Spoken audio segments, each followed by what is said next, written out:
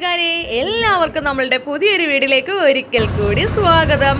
മണ്ഡലകാലത്തിലെ പ്രാധാന്യമുള്ളൊരു ദിവസമാണെന്ന് കേട്ടോ, 41-ാം ദിവസം. എല്ലാ അമ്പലങ്ങളും വിശേഷമാണ്. നമ്മൾ അച്ചായിയുടെ അമ്പലത്തിലേക്കാണ് പോകുന്നത്. ഓക്കെ, അപ്പോൾ പോകുന്നതിന് മുമ്പ് വീട്ടിലെ കുറച്ച് പണികൾ തീർത്തിട്ടല്ലേ പോകാൻ പറ്റും. അപ്പോൾ ആ പണികളും കൂടെ നമുക്കൊന്ന് നോക്കാം. ഇന്ന് പുതിയ ചൂല് കിട്ടി, അതിൻ്റെ അഹങ്കാരമാണ് നിങ്ങളീ കണ്ടത് കേട്ടോ. പുതിയ ചൂലിൻ്റെ വിലയും പിന്നെ പുതിയ ചൂല് തിരിച്ചും മറിച്ചും ഒക്കെ ഒന്ന് നോക്കി. അതിനുശേഷം അകത്തേട്ട് വന്നപ്പോഴത്തേക്ക് അമ്മയാണ് തുണിയെല്ലാം മടക്കി വെച്ചിട്ടുണ്ടായിരുന്നു കേട്ടോ.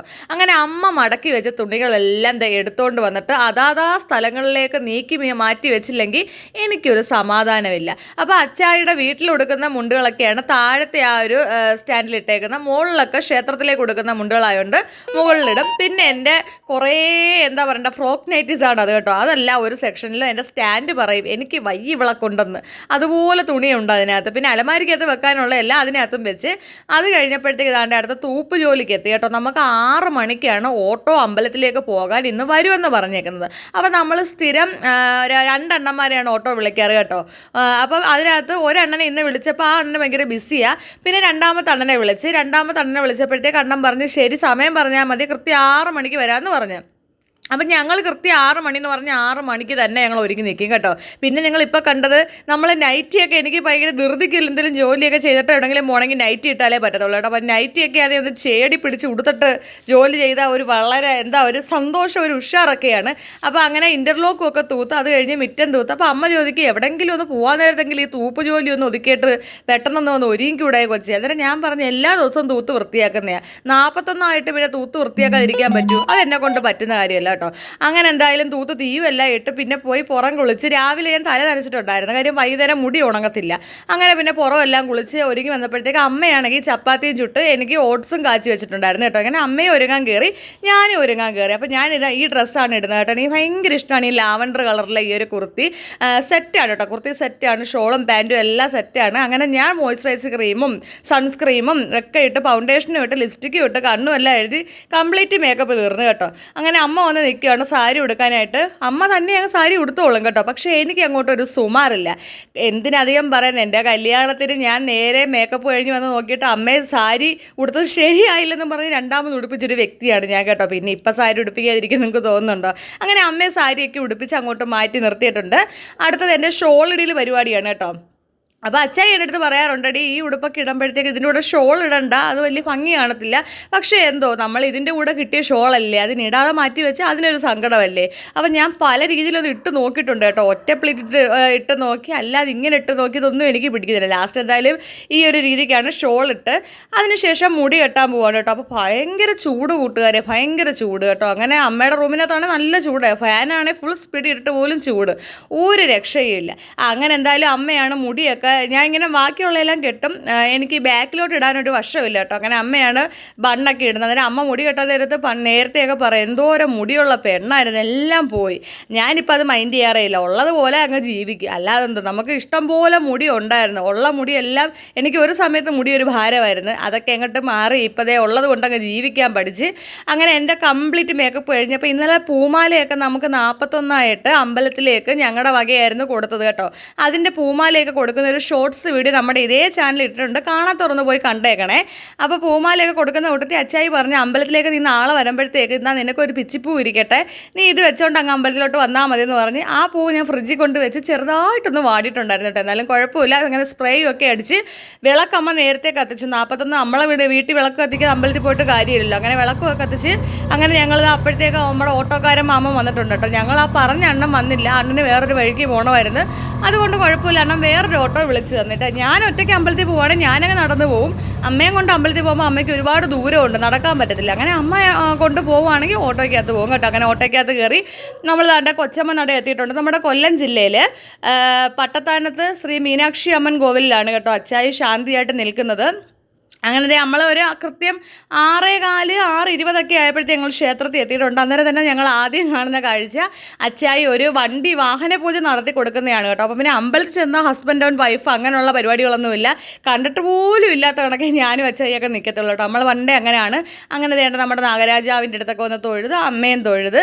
അതിനുശേഷം 41 എല്ലാ ക്ഷേത്രങ്ങളിലും വളരെയധികം പ്രാധാന്യമുള്ള ദിവസമാണ് 41. മണ്ഡലകാലത്തിൻ്റെ ഏറ്റവും പ്രാധാന്യമുള്ള ദിവസമാണ് കേട്ടോ.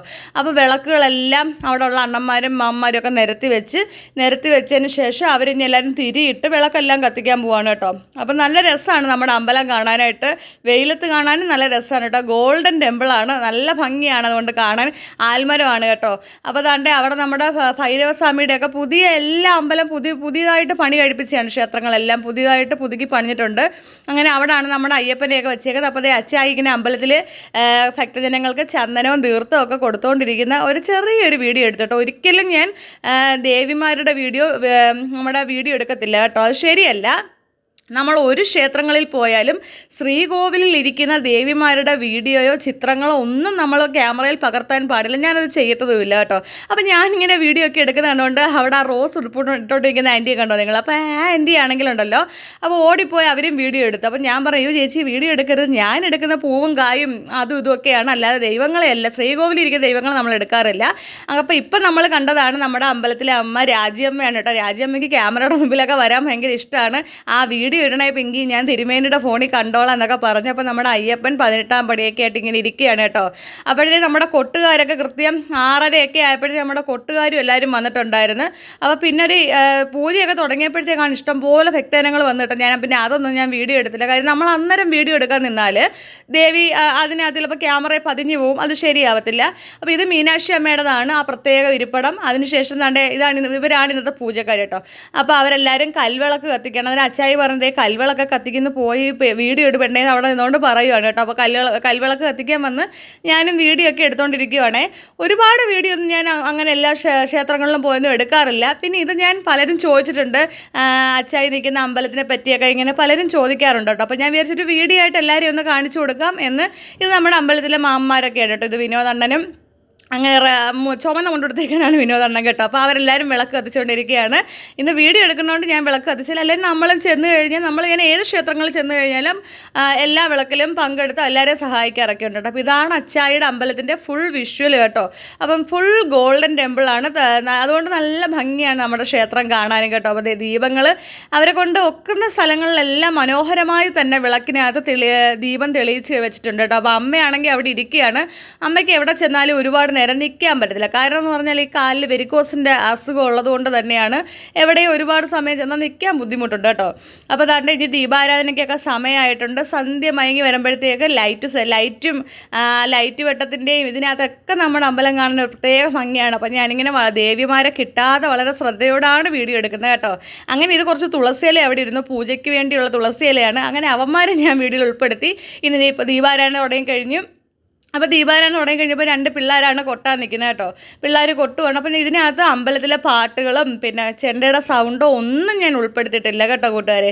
ഉൾപ്പെടുത്തിയെന്ന് പറഞ്ഞാൽ നമ്മുടെ കോപ്പിറൈറ്റ് ഇഷ്യൂസ് ഉണ്ടല്ലോ നമ്മുടെ യൂട്യൂബിൽ, അതുകൊണ്ടാണ് ഞാൻ ഉൾപ്പെടുത്താറ്. അപ്പോൾ 41 ഇന്നത്തെ പ്രസാദം എന്ന് പറഞ്ഞാൽ കടല പ്രസാദമാണ് കേട്ടോ. അപ്പം കടല ഇങ്ങനെ പ്രസാദമായിട്ട് എല്ലാ ഭക്തജനങ്ങൾക്കും കൊടുക്കുന്നുണ്ട്. അപ്പോൾ നല്ല തിരക്കും ഉണ്ടായിരുന്നു 41 കേട്ടോ. അപ്പോൾ ഞങ്ങൾ അമ്പലത്തിലെ പരിപാടിയെല്ലാം കഴിഞ്ഞ് ഞങ്ങൾ 2 കടല പ്രസാദം എല്ലാം എടുത്തിട്ടുണ്ട്. അങ്ങനെ തൊഴുതിറങ്ങി അച്ചായി എടുത്ത് ഞങ്ങൾ ടാറ്റയൊക്കെ പറഞ്ഞ്. അപ്പോൾ അച്ചായി ഇനി ഒരു 8:30-9 മണിയൊക്കെ ആവും ഒതുക്കിയിട്ട് വീട്ടിലേക്ക് വരാൻ. അങ്ങനെ ഞങ്ങൾ ഇനി തിരിച്ച് ഓട്ടോ വിളിച്ച് വേണം പോകേണ്ടത് കേട്ടോ.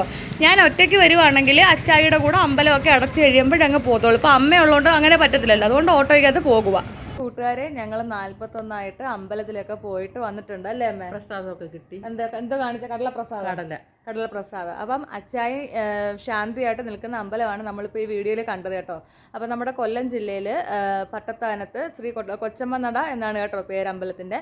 അപ്പോൾ ഞങ്ങളുടെ ഒരു അമ്പലത്തിലൊക്കെ പോയി 41 ഒരു കുഞ്ഞൊരു വ്ളോഗായിരുന്നു. വീഡിയോ ഇഷ്ടമായി എല്ലാവരും നമ്മുടെ ചാനലൊന്ന് സബ്സ്ക്രൈബ് ചെയ്യാൻ മറക്കണ്ട, ലൈക്ക് ചെയ്യണം. അപ്പോൾ അമ്മതേ ആദ്യം തന്നെ ടാറ്റ കൊടുത്തേ. അതെ എൻ്റെ കയ്യിൽ വീടൊക്കെ തുറക്കാനുള്ള പൂട്ടൊക്കെയാണ്. അപ്പോൾ ഓക്കെ, വേറൊരു വീഡിയോയുമായി കാണുന്നവരേക്കും എൻ്റെ എല്ലാ കൂട്ടുകാർക്കും ടാറ്റ.